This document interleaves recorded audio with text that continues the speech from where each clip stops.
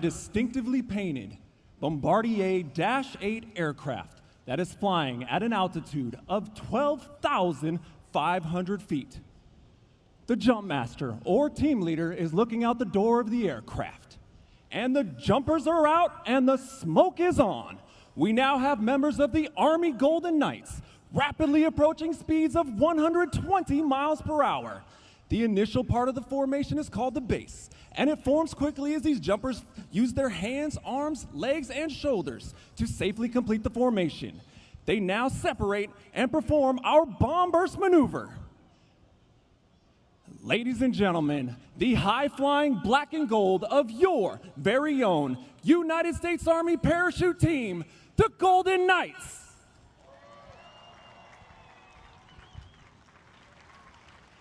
The aerial demonstration that you are seeing tonight is designed to showcase the maneuverability of the human body as it flies through the air and while under canopy. These jumpers are performing 3 separate maneuvers for you this evening. 1 was a mass formation that we just witnessed. 2 will be a side-by-side canopy formation. And 3, the ever-difficult 1,200 square foot drop flag. The jumpers performing for you this evening are Sergeant First Class Trey Gulick, Sergeant First Class Chad Riddlebaugh. Performing our side-by-side canopy maneuver is Staff Sergeant Morgan George and Sergeant First Class Ryan O'Rourke. And finally, performing the difficult 1,200 square foot drop flag maneuver, the team leader of the demonstration team, flying the predominantly black and gold canopy, Sergeant First Class Roman Grijalva. At 1,000 feet, these jumpers can hear you very well. Ladies and gentlemen, now our national anthem.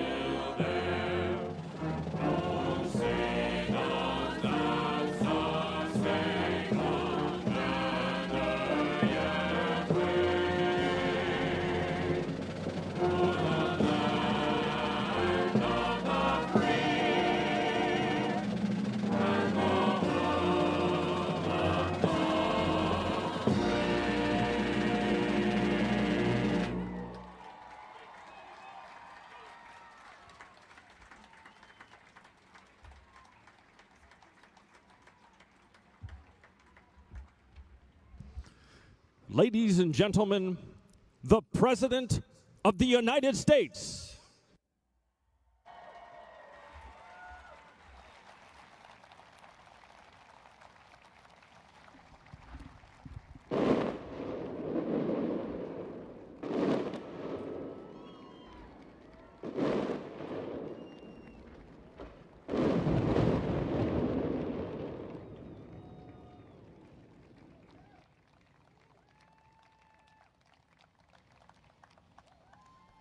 Wow. You having a good time?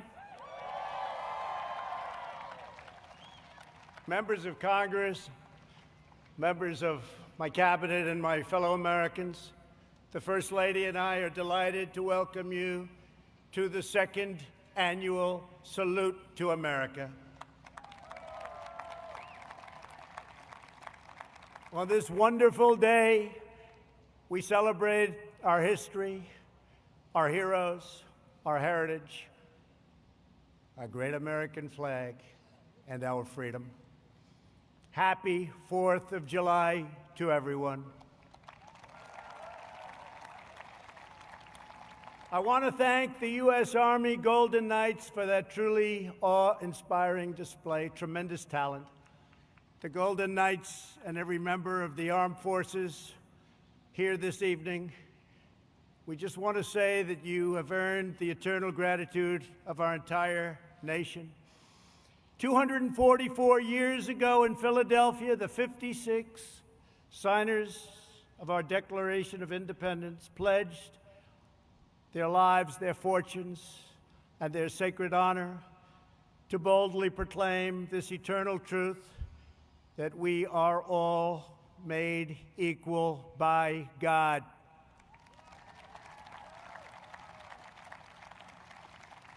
Thanks to the courage of those patriots, on July 4th, 1776, the American Republic stands today as the greatest, most exceptional, and most virtuous nation in the history of the world.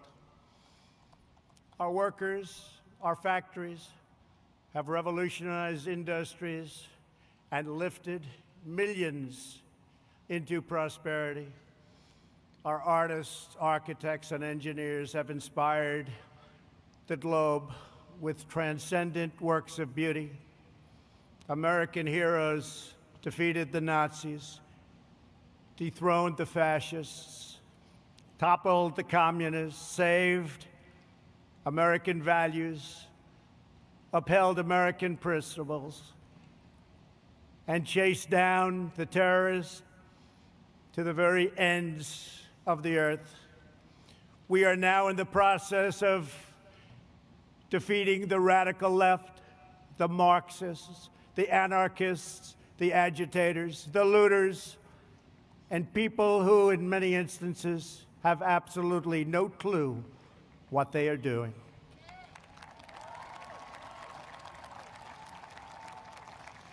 Our inventors, scientists, doctors, and researchers have improved the lives of billions and billions of people all around the world. Our brave astronauts planted the American flag on the moon, and America will be the first nation to land on Mars. All Americans living today are the heirs of this magnificent legacy. We are the descendants of the most daring and courageous people ever to walk on the face of the earth. We inherit their towering confidence, unwavering enthusiasm, their unbridled ambition, and their unrelenting optimism. This is the untamed spirit that built this glorious nation, and this is the spirit that burns brightly within the soul of every American patriot. That is why we pay tribute to generations of American heroes whose names have etched on our monuments and memorials and in the pages of history and in the hearts of a very grateful people. We will never allow an angry mob to tear down our statues, erase our history, indoctrinate our children, or trample on our freedoms.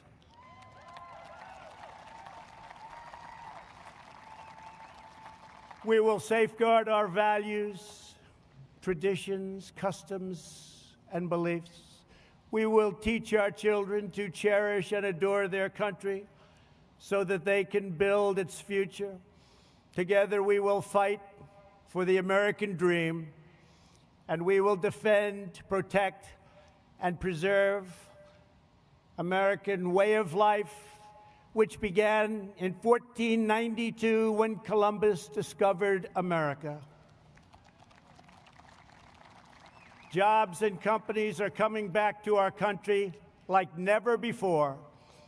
The power of tariffs being imposed on foreign lands that took advantage of the United States for decades and decades have enabled us to make great trade deals where there were none.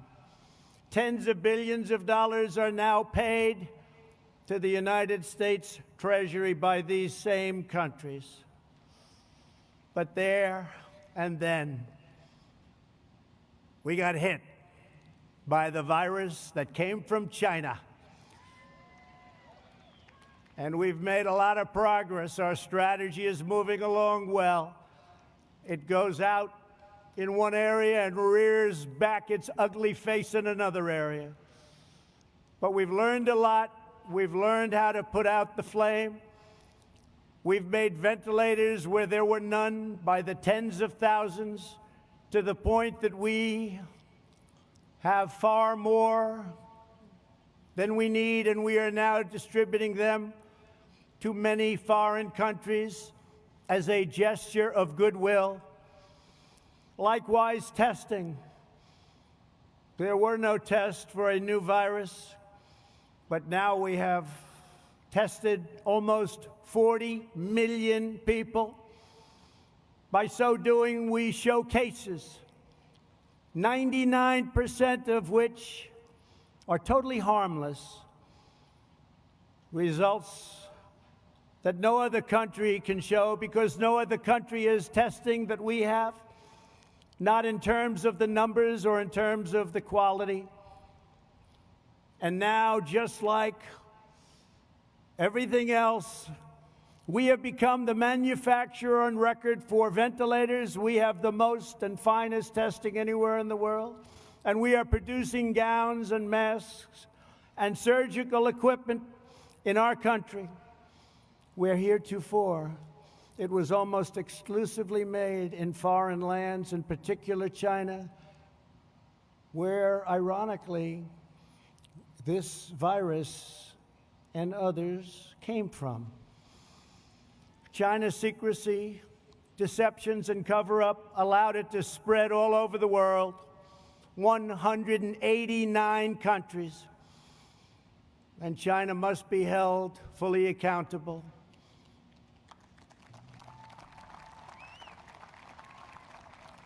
With respect to remedies, we are now doing unbelievably well and are in deep testing on vaccines, treatments, and therapeutics. I want to send our thanks to the scientists and researchers around the country and even around the world who are at the forefront of our historic effort to rapidly develop and deliver life-saving treatments and ultimately a vaccine. We are unleashing our nation's scientific brilliance, and will likely have a therapeutic and/or vaccine solution long before the end of the year.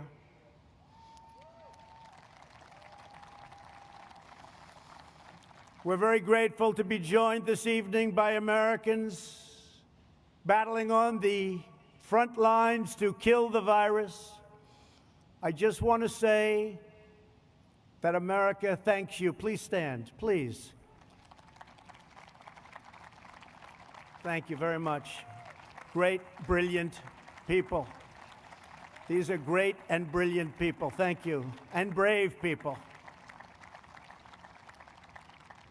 Our movement is based on lifting all citizens to reach their fullest God-given potential. Never forget, we are one family and one nation. This rich heritage belongs to every citizen, young and old, first generation American. We want to go from first generation to 10th generation. It matters not. We are American. We are from the USA. This great heritage belongs to citizens of every background and of every walk of life. No matter our race, color, religion, or creed, we are one America, and we put America first. We will not allow anyone to divide our citizens by race or background. We will not allow them to foment hate, discord, and distrust. We will hold fast and true to the sacred loyalties that link us all as neighbors, as Americans, and as patriots. In every age, there have always been those who seek to lie about the past in order to gain power in the present. Those that are lying about our history, those who want us to be ashamed of who we are not interested in justice or in healing. Their goal is demolition. Our goal is not to destroy the greatest structure on earth, what we have built, the United States of America, to build a future where every family is safe, where every child is surrounded by love, where every community has equal opportunity, and every citizen enjoys great and everlasting dignity. Our past is not a burden to be cast away. It is not a miraculous foundation that will lift us to the next great summit of human endeavor. This incredible story of American progress is the story of each generation, picking up where the last finished, linked by time, by fate, and the eternal bonds of our national affection. Those who would sever those bonds would cut us off from the wisdom, the courage, the love, and the devotion that gave us everything we are today and everything we strive for tomorrow. We cannot let that happen. We will not throw away our heroes. We will honor them, and we will prove worthy of their sacrifice. These are great heroes. Let me also say a word to those in the media who falsely and consistently label their opponents as racists, who condemn patriotic citizens, who offer a clear and truthful defense of American unity. That's what our people are doing. We want a clear and faithful defense of American history, and we want unity. When you level these false charges, you not only slander me, you not only slander the American people, but you slander generations of heroes who gave their lives for America.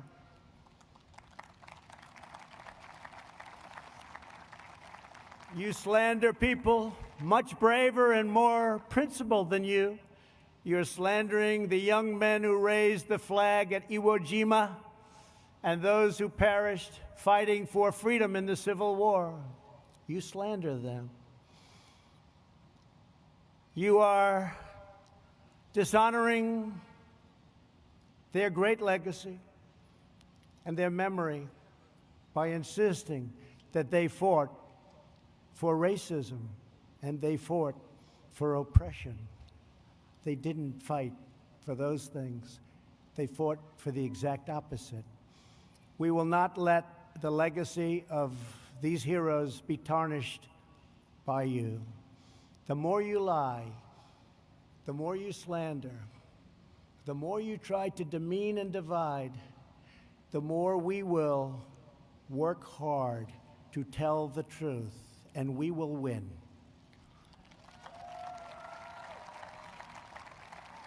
The more you lie and demean and collude, the more credibility you lose. We want to bring the country together, and a free and open media will make this task a very easy one. Our country will be united. After all, what do we all want?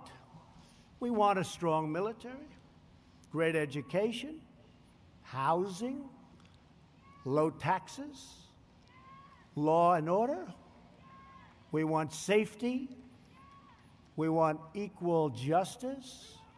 We want religious liberty. We want faith and family and living in great communities and happy communities and safe communities.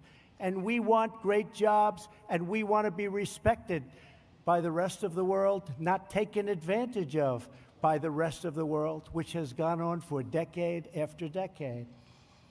We should all want the same thing. How can it be any different than those things? The more bitter you become, the more we will appeal to love and patriotism, and the more we will rise above your hate to build a better future for every child in our great country. To celebrate America's majestic inheritance, yesterday I signed an executive order to create a brand new monument to our most beloved icons. The National Garden of American Heroes will be a vast outdoor park that will feature the statues of the greatest Americans who have ever lived. We will honor extraordinary citizens from every community and from every place and from every part of our nation. Great men and great women, people that we can look up to forever. Families will be able to walk among the statues of titans, and we have already selected the first 30 legacies and 30 legends. And why don't we start with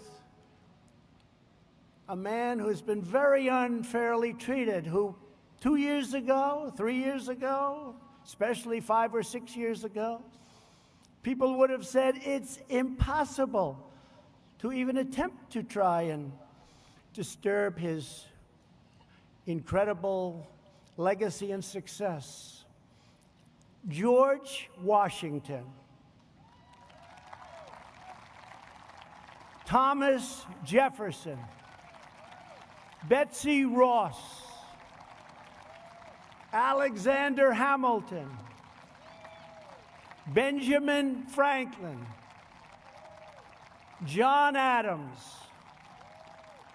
James Madison, Dolly Madison,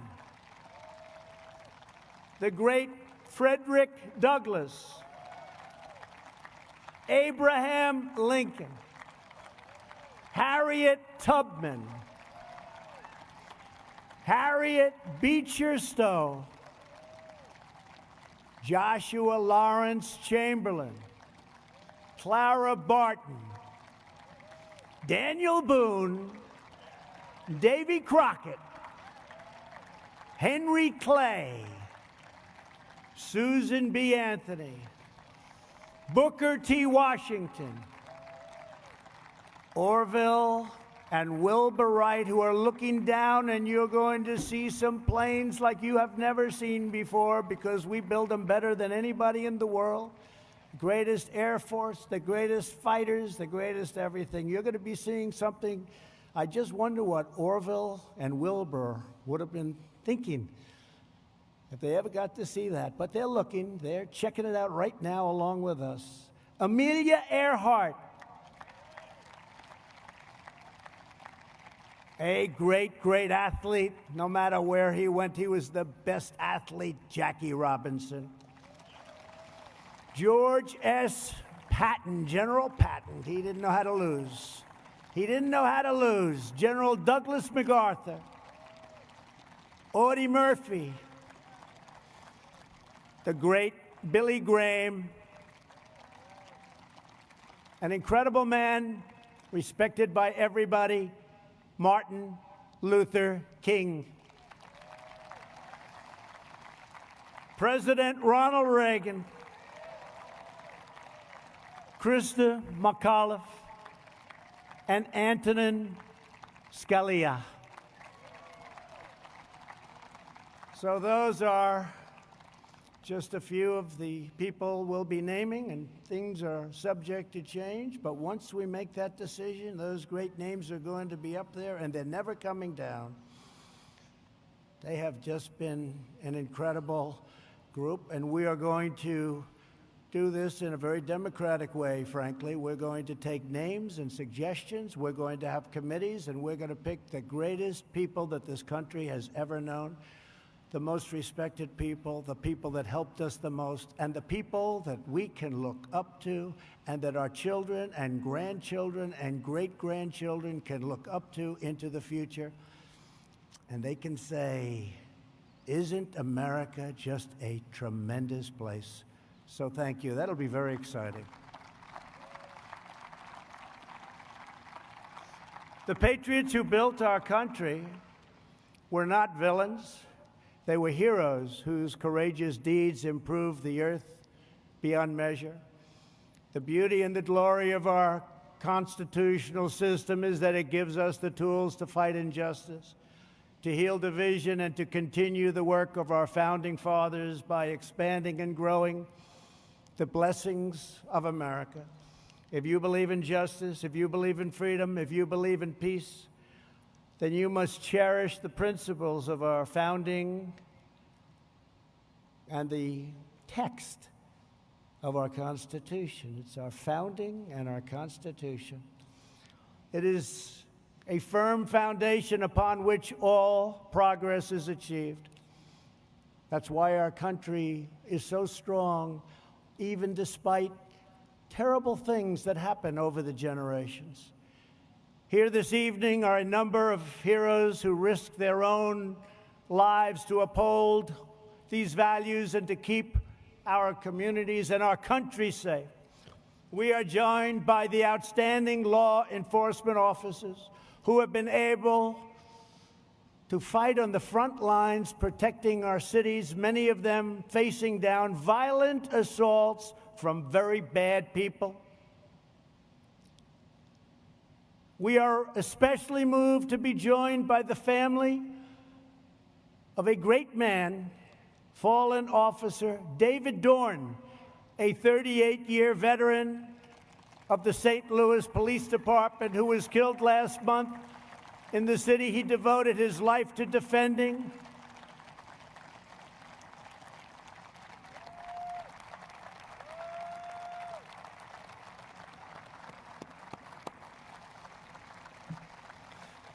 And to David's great family, I want to thank you very much. The American people will always support the courageous men and women of law enforcement, and nobody embodies that better than David. Thank you very much. Please.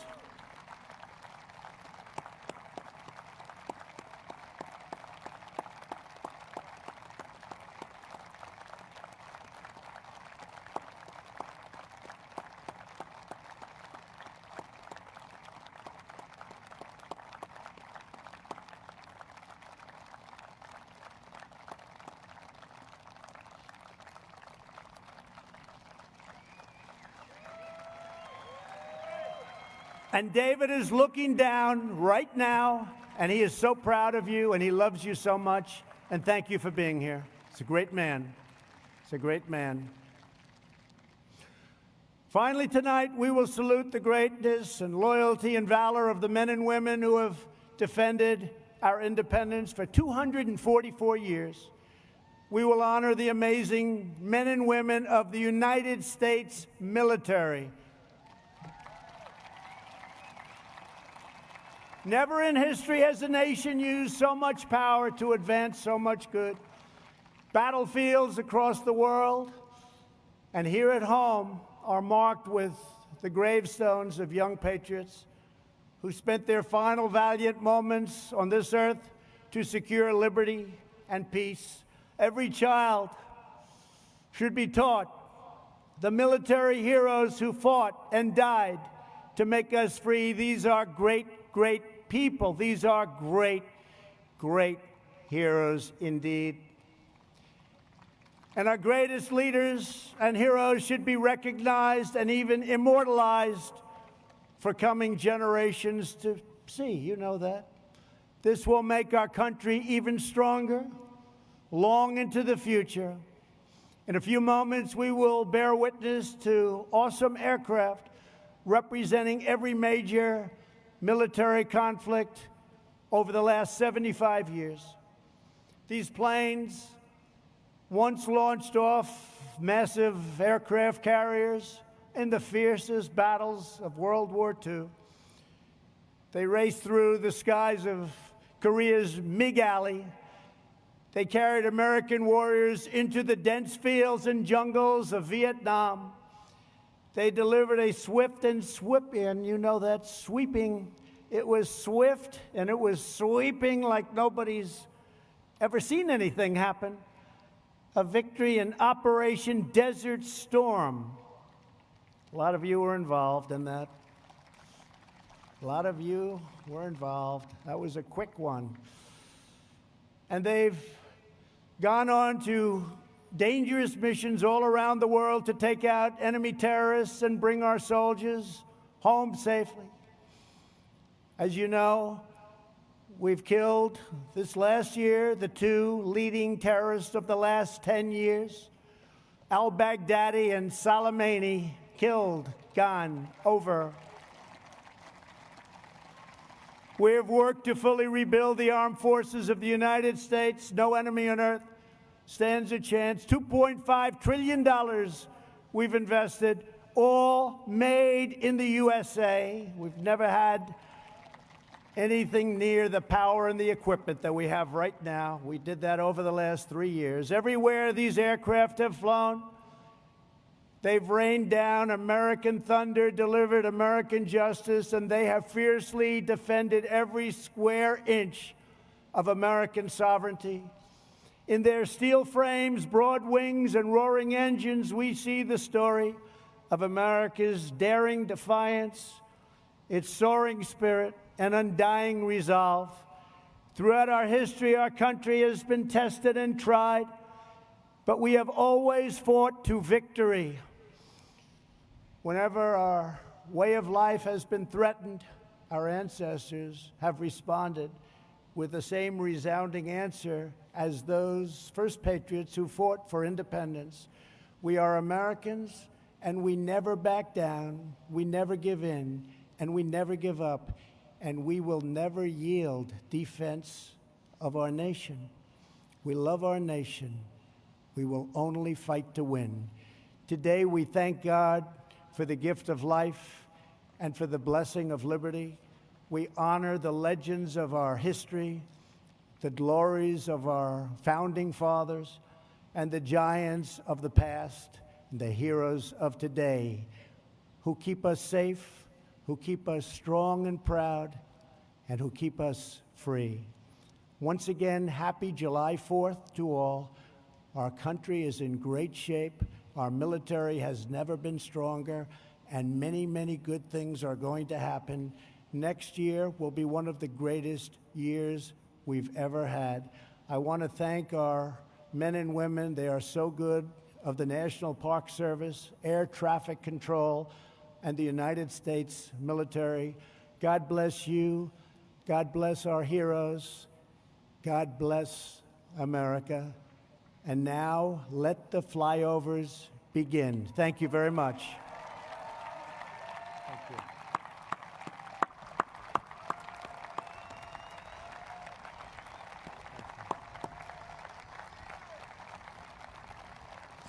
Ladies and gentlemen, please welcome world-renowned air show announcer Rob Ryder as he walks us through our salute of air power from World War II to the future. Please enjoy. Good evening, Mr. President and Madam First Lady and distinguished guests. I'm Rob Ryder, and I'm honored to be your narrator for an aerial review to celebrate our Independence Day. Our flyovers tonight will showcase air power across time. Look at the screens and look above. Representing World War II, after we were brought into World War II by the bombing of Pearl Harbor. Approaching first two very important airplanes known as C-47s. They were the military designation for the Douglas DC-3, the airliner that changed the way America traveled. Carrying 28 paratroopers, they were also involved in the D-Day invasion, over 1,000 of them in that operation alone on June 6, 1944. Over 10,000 of these aircraft were built. Following that, as we move from heritage to horizons and continuing in World War II, one of the most famous aircraft of all time. You can see it in the center of this formation. It is the Boeing B-17 bomber. Over 12,700 of these were built, flying daring daylight raids over Europe, bombing targets, military targets and industrial targets in Nazi-held Europe. And on the wings, the escort fighters, among the most well-known aircraft of all time, the North American Aviation P-51 Mustang. Over 15,000 of those were built. They, among others, were flown by the famed Tuskegee Airmen. The Tuskegee Airmen flew 15,000 sorties in Europe and North Africa during the war, earning the name by request. The radial engines on the B-17, the V-12 liquid-cooled Rolls-Royce designed Packard-built Merlin engines powering all of those aircraft.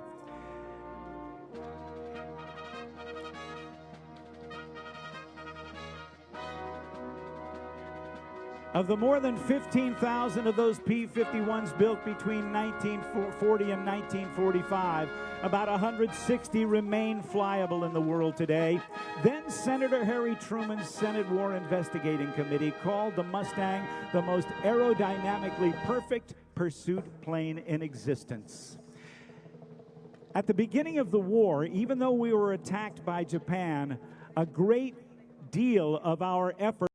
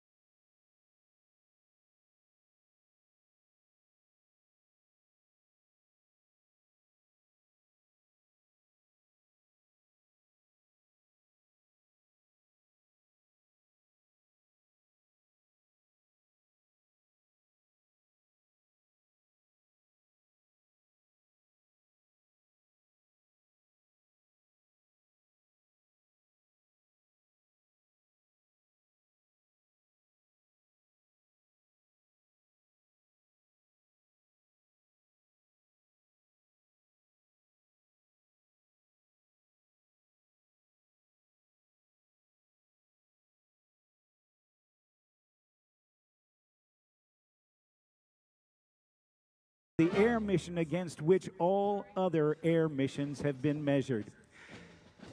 The largest plane in our Army Air Force inventory in World War II was the 99-foot-long, 140-feet wingspan of the Boeing B-29 Superfortress. It pushed the bounds of technology with a first-ever pressurized crew compartment and a radically advanced analog fire control system that allowed one gunner and a fire control officer to direct 4 remote machine gun turrets. The Superfortress, I should say, would have the greatest impact of any aircraft in the Pacific theater. On August 6, 1929, a B-29 named Enola Gay would drop the first atomic bomb on Hiroshima. 3 days later, a B-29 like this boxcar dropped the second atomic bomb on Nagasaki, leading to Japan's complete surrender at the end of the War of the Pacific on August 14th, 1945. Of the 4,000 B-29s that were built, you're seeing one of only 2 flying today. Ladies and gentlemen, the war in Europe and the war in the Pacific, from heritage to horizons. The Korean War, the conflict between the Democratic People's Republic of Korea and the Republic of Korea, South Korea, reached international proportions in June of 1950, when North Korea, supplied and advised by the Soviet Union, invaded the South. The United Nations, with the United States as the principal participant, joined the war on the side of the South Koreans, and the People's Republic of China came to North Korea's aid. Aerial warfare was a large factor in Korea. It was the first jet war. However, piston engine aircraft were still used in a great way during the Korean conflict. And as we see that B-29 flying off to the side, in just a moment, we will be seeing an airplane known as the A-26 Invader. Initially designed to replace 3 other twin-engine World War II airplanes, it was so good that it served ably in World War II, Korea, and even in Vietnam. It flew the first and last combat missions in the Korean conflict, and as a light bomber and attack aircraft, Invaders typically bombed truck convoys and trains, but also engaged MiG fighters. The 2 18-cylinder Pratt & Whitney radial engines developed 2,000 horsepower each, giving the Invader the capability to carry 11,000 pounds of munitions at a speed of more than 350 miles per hour. And in 1940, Chance Vought Corporation built what was then the fastest single-engined aircraft ever built, the F-4U Corsair. The bent wing bird, as it was known, it achieved a forward speed of 400 miles per hour with its 2,000 horsepower R2800 Pratt & Whitney radial engine. The Japanese soldiers dubbed it Whistling Death because of the sound it made during its ground attack missions.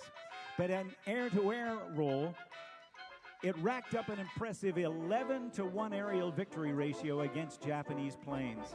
The Corsair remained in production longer than any other single-engine piston-driven fighter, with the last one coming off the production line in late 1952.